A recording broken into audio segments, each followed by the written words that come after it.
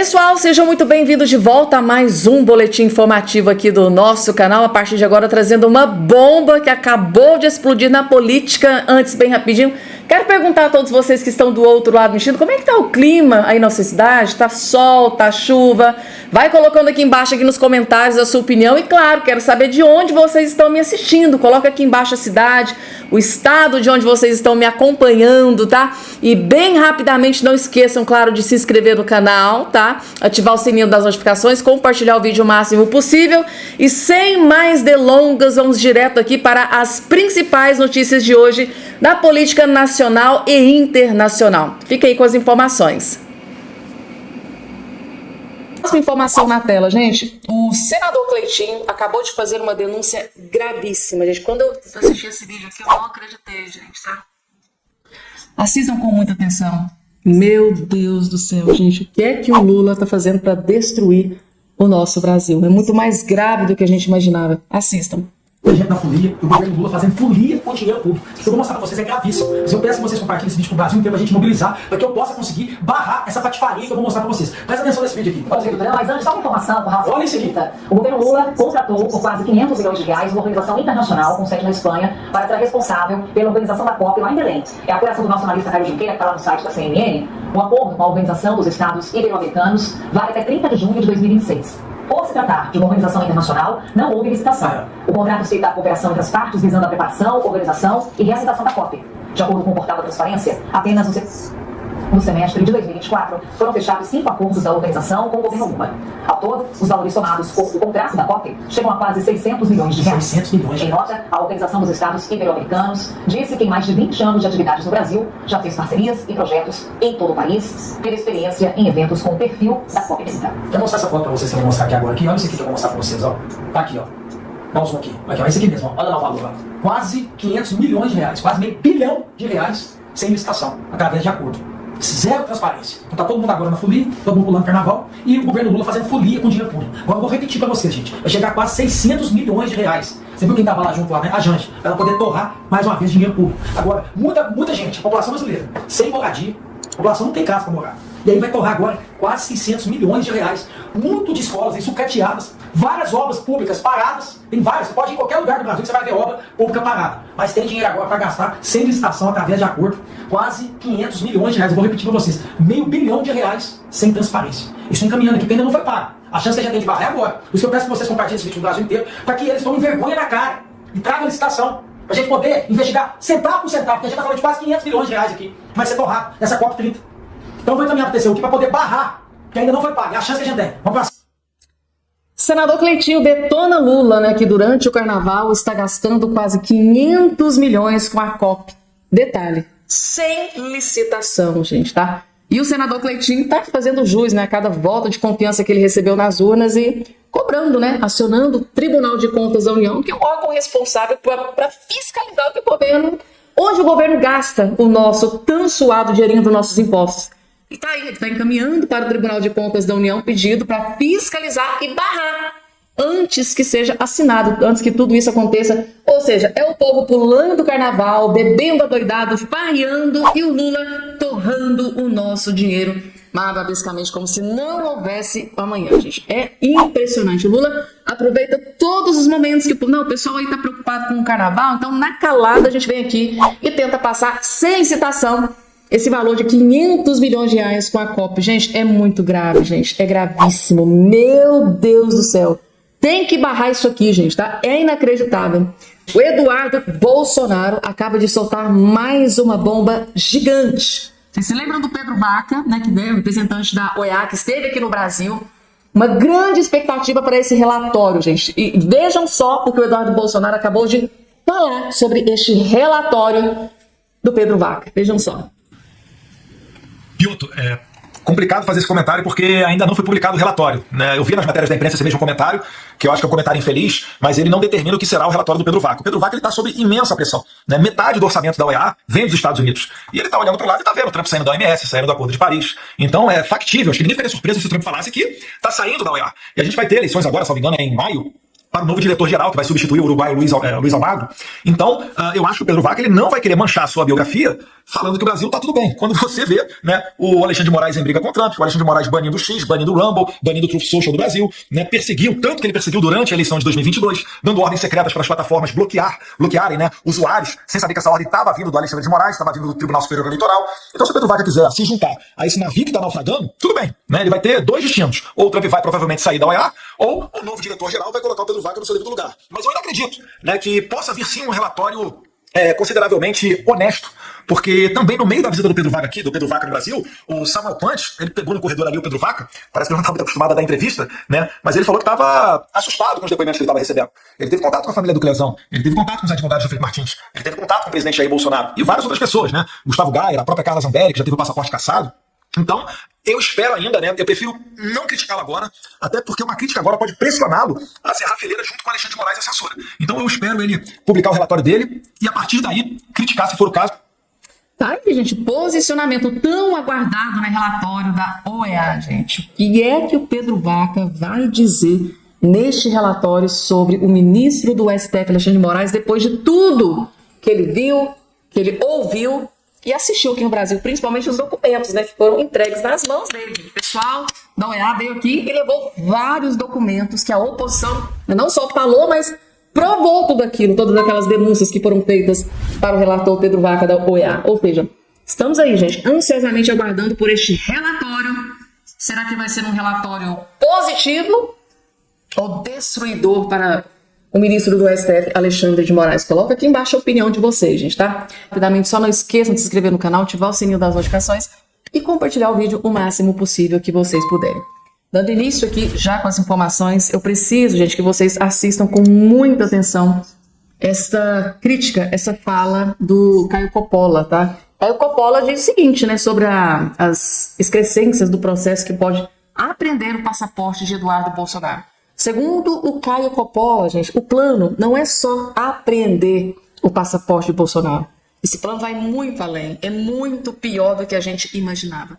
Assistam, gente, com muita atenção, porque é muito grave o que acaba de ser divulgado aqui nesse vídeo. Vejam só. O ministro Alexandre de Moraes, ele não poderia sequer ser o relator dessa queixa-crime, muito menos, enfim, julgar uma eventual ação penal que decorra dessa queixa-crime. Afinal de contas, o objeto da reclamação aí desses petistas, desses solistas, é a suposta atividade do deputado Eduardo Bolsonaro junto ao governo, junto ao Congresso americano, em desfavor do próprio ministro Alexandre de Moraes, entre outras autoridades aqui da República. Eu vou ler aqui para vocês o Código de Processo Penal, artigo 252, inciso 4. O juiz não poderá exercer jurisdição no processo em que ele próprio for parte ou diretamente interessado no feito. Então, eu quero só que vocês imaginem, né, porque isso é sem precedentes na história do país. Não há nenhum outro caso assim. O Alexandre de Moraes vai relatar, ele vai instruir, ele vai julgar um processo criminal contra um desafeto seu, por condutas que, independentemente de serem criminosas ou não, elas contrariam os interesses pessoais desse juiz, do Alexandre de Moraes. É por isso que a PGR, naquele mandado de segurança coletivo, né, que foi impetrado pela Associação Nacional dos Procuradores, quando foi se manifestar, disse o seguinte, aspas, não há como imaginar a situação mais comprometedora da imparcialidade e da neutralidade de um julgador. Por que eles disseram isso? Porque você não pode ser o juiz de uma causa que te afeta diretamente. Isso está no Código de Processo Penal, isso está no Código de Processo Civil,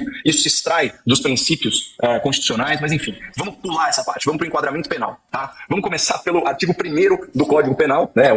É um princípio consagrado, na verdade, ele decorre do princípio da legalidade, mas não há crime sem lei anterior que o defina. O que isso significa? O Estado, ele não pode inventar um novo crime para punir uma conduta passada ou presente que o desagrada ou que o desagradou. Então, a conduta do deputado Eduardo Bolsonaro, ela não se enquadra em nenhum tipo penal previsto na legislação brasileira. A gente não sabe o conteúdo exato, porque, obviamente, para variar, né, isso está tudo ainda sob sigilo, mas o que vazou pela imprensa, a gente sabe o seguinte, vamos começar pelo mais absurdo de todos, que inclusive é o discurso dos petistas, que chama atenção aí para as manifestações da senhora Gleisi Hoffmann a esse respeito, que disse que a articulação bolsonarista junto ao Congresso americano é um crime de lesa pátria.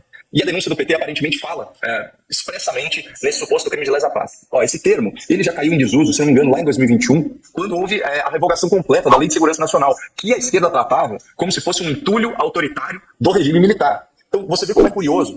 Eles não se importam de invocar um entulho autoritário do regime militar para defender uma posição autoritária agora que estão no poder. Então, em primeiro lugar, não existe mais esse crime de lesa pátria. O que colocaram no lugar? O atentado à soberania, que está lá naquele rol, né, de crimes contra a democracia, contra o Estado de Direito, esse tipo de coisa. Então, é aqui, ó, artigo 359 e negociar com o governo ou com um grupo estrangeiro ou seus agentes com o fim de provocar atos típicos de guerra contra o país ou invadi-lo. O que chama atenção, que salta aos olhos e é ponto pacífico no debate público? A finalidade da conduta, ou seja, a finalidade da ação do Eduardo Bolsonaro teria de ser incitar uma guerra, incitar uma invasão. E quando a gente fala nas piores sanções possíveis aos ministros do STF, que é o quê? Suspensão de visto de entrada nos Estados Unidos, congelamento de bens em solo americano, uma outra dificuldade de operar no sistema financeiro internacional, nada disso configura um ato de guerra. E só para eu amarrar o raciocínio, que é rapidinho, eles também falaram de suposta obstrução de justiça e coação no curso do processo. Obstrução de justiça não daria porque a investigação é conclusa, né? Já tem o relatório da Polícia Federal apresentado, já tem denúncia apresentada, a investigação está pronta. Esse é um ponto. Agora, se falar em coação no curso do processo, olha o que o tipo penal fala. É artigo 344. Usar de violência ou grave ameaça com o fim de favorecer interesse próprio contra a autoridade em processo judicial. De novo, requer violência, requer grave ameaça. Você defender as suas ideias, você articular as suas ideias com terceiros, sejam eles pessoas aqui do Brasil ou de fora do Brasil, sejam eles grupos políticos ou não, isso nunca pode configurar um crime. Senão, muitas das atividades do Foro de São Paulo da esquerda seriam, por sua natureza, criminosas. Muitas atividades junto e negociações junto a outros governos também poderiam ter essa natureza. Então, isso daí é um ataque à liberdade de expressão, à imunidade parlamentar e não para de pé do ponto de vista da lei, né? O direito penal, ele não enquadra a ação do senhor Eduardo Bolsonaro em nenhum dos seus tipos. Tá aí, gente, tá? O que é que vocês acharam aqui do comentário, né, do nosso querido Caio Coppola, gente, tá? Vocês discordam em algum ponto, algum posicionamento, concordam em absolutamente tudo? Coloca aqui embaixo a opinião de todos vocês, porque excrescência, né? Processo que pode apreender o passaporte de Eduardo Bolsonaro, principalmente com todas essas denúncias, né, que eles estão imputando contra o Eduardo Bolsonaro, gente, tá? É o esgoto da política e do judiciário brasileiro, se isso aqui realmente for acatado pela PGR e principalmente se for acatado por Alexandre de Moraes. A pedido de quem? Do PT, né, gente? Sempre o PT tentando derrubar e destruir parlamentares da direita. E agora o foco, reto e direto, é o deputado federal Eduardo Bolsonaro, que vem plantando muitas sementinhas, né, ali nos Estados Unidos contra autoridades, não só aqui no Brasil, mas no mundo inteiro. Tá incomodando, né, gente? Eduardo Bolsonaro tá incomodando. E é aquela história, né? Tem que derrubar. Tem que derrubar. E esse é o foco nesse exato momento. João, informação, querido. Olha, hoje sempre acompanho as minhas redes sociais quando levanto e fui bombardeado por muita gente me marcando em publicações perguntando a respeito do senador Marcos Duval. E eu acabei tomando ciência aqui de uma publicação dele no Instagram, onde ele postou uma nota que deixou muita gente preocupada. Vou até pedir para o Edson colocar aí na tela para a gente acompanhar. Essa nota, divulgada pelo senador Marcos Duval, diz o seguinte, abre aspas, aos que sempre desejaram ou ainda desejam minha morte. Esse dia chegará, para mim, para você, para todos nós. É a única certeza que temos na vida. Se você passou anos desejando a minha morte, conspirando contra mim, torcendo pelo meu fim, se de alguma forma contribuiu para que esse dia chegasse antes da hora, saiba, você nunca conseguiu me vencer. Porque eu vivi como um combatente, lutei pelo Brasil, lutei para que a verdade prevalecesse, lutei para que meus filhos, netos, bisnetos e até os seus não precisassem crescer em um país tomado pelo medo, pela injustiça e pela covardia. Vocês me viram ser perseguido, me viram ser atacado, me viram perder casamentos, perder a convivência com a minha filha, ser julgado por aqueles que deveriam me apoiar. Mas me viram crescer, me viram resistir e me viram continuar. A diferença entre nós é que vocês se movem pelo ódio, eu me movo pelo propósito. Vocês queriam que eu terminasse esquecido, isolado, jogado em um galpão, abandonado, como uma sombra do que fui. Mas a verdade é que mesmo que o tempo e as traições tenham tentado me apagar, minha luta me levou além. Eu vivi com honra, eu combati com coragem. E quando meu último dia chegar, quando vocês olharem para trás e virem que nem toda perseguição foi capaz de me deter, saibam que eu já terei vencido. Minha filha, minha grande inspiração, vai saber que seu pai não se curvou. Minha história, meu nome, minha missão, tudo isso viverá. E enquanto vocês se consumem pelo rancor, eu descanso sabendo que no final não fui eu quem perdeu. Fui um brasileiro combativo, um brasileiro que quis um mundo melhor. E por isso, partirei em paz. Marcos Duval. Fecha aspas. Tô tentando falar com o Duval e estranhamente ele não me respondeu. Sempre me responde prontamente e assustadoramente não me respondeu até aqui. Vitória, essa nota causou bastante surpresa, preocupação aqui nas redes sociais. O pessoal do Space Liberdade, aquele perfil no Twitter que sempre acompanha a nossa programação aqui, enfim, eles publicaram um tweet logo pela manhã dizendo que tinham conversado com o Marcos Duval e que o senador estava bem. Ah, conseguiram? Eu acabei de olhar meu celular aqui e não tive resposta, estranhamente. O Marcos Duval responde prontamente minhas mensagens.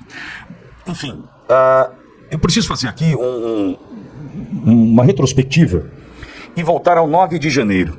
Naquele momento, todo mundo diante daquela cena tão ruim, das dúvidas que chegavam e do medo já colocado sobre a população naquele 9 de janeiro, o Rodrigo Pacheco, esse covarde desse Rodrigo Pacheco, esse cidadão que não tem o meu respeito e nunca terá, porque para defender os seus próprios interesses passou por cima do interesse da nação, sendo presidente do Congresso, presidente do Senado, esse covarde não teve sequer a dignidade, a capacidade de dizer assim, nós vamos colocar um pedido de impeachment de ministro sobre a mesa agora, não para ele votar, mas para os pares, para que os pares discutissem.